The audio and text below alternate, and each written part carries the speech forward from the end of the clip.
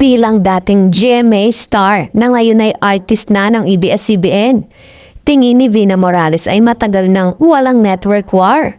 Actually, even naman before yata, but hindi lang masyadong obvious na nangyayari.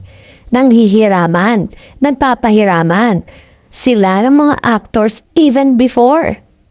Ngayon ay masasabing wala na talagang network war dahil mas maganda na ang sitwasyon at may mga collaboration na sa mga project at artista sa pagitan ng dalawang TV station.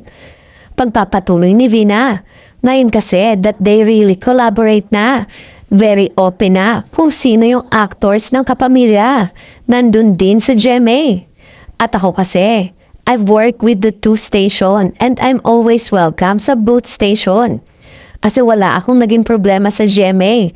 When I was there, I never had a problem with ABS. I'm always willing to work with both of them. May mga ano naman, let's see kung sana may matuloy namang project sa GMA. Nagsimula ang showbiz career ni Vina sa That's Entertainment at naging main host rin siya sa SOP na mga sikat na programa noon sa GMA7. Makikita kaya si Vina ng televiewers na mag-perform sa All Out Sunday? Pwede na ako, di ba? Tanong ni Vina sa kanyang handler na kasama niya habang ini-interview.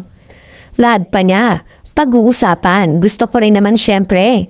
May mga umaasa nga na makitang mag-perform sa isang production number si Vina at Julian San Jose na mainstay ng AOS.